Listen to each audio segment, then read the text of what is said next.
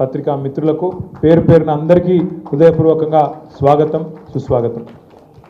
తమ్ముడు అనిల్ మాట్లాడుతూ అనిల్ మాట్లాడుతూ ఒక మాట చెప్పిండు. అన్న కేసులు పెడుతున్నారు, మరి సతాయిస్తున్నారు, అధికారం ఉంది కదా అని చెప్పి విర్రవీగుతున్నారు. అక్కడ స్పీకర్ గారు ఉన్నారు, ఇక ఆయన అధికారాన్ని అడ్డం పెట్టుకుని వారు కూడా పోలీసు వాళ్ళు చెలరేగిపోతున్నారని చెప్పిండు.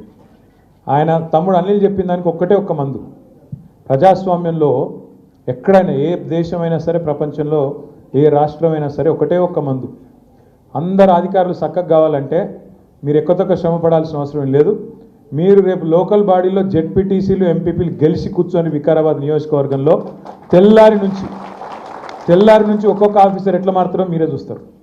సాటుకు ఫోన్ చేస్తారు, అన్నా జర ఆనందానికి చెప్పి నేను మంచోన్ని పైకి వెళ్ళి స్పీకర్ సాబ్ ఒత్తిడి చేస్తే ఏదో చేసిన దండం పెడితేనే మళ్ళీ మీ గవర్నమెంట్ ఎట్లా వస్తుంది కేసీఆర్ గారిది, జర ఆనందానికి చెప్పి మంచి పోస్టింగ్ ఇవ్వాలి అని చెప్పి అదే అధికారి మీ ఎంబడ పడపోతే నన్ను పట్టుకోండి. అనిల్ కూడా నేను చెప్పేది ఏంటంటే ఒకటే మందు, ఎక్కతక్క ఆలోచించేది ఏం లేదు అనిల్. ఒక్క మందు.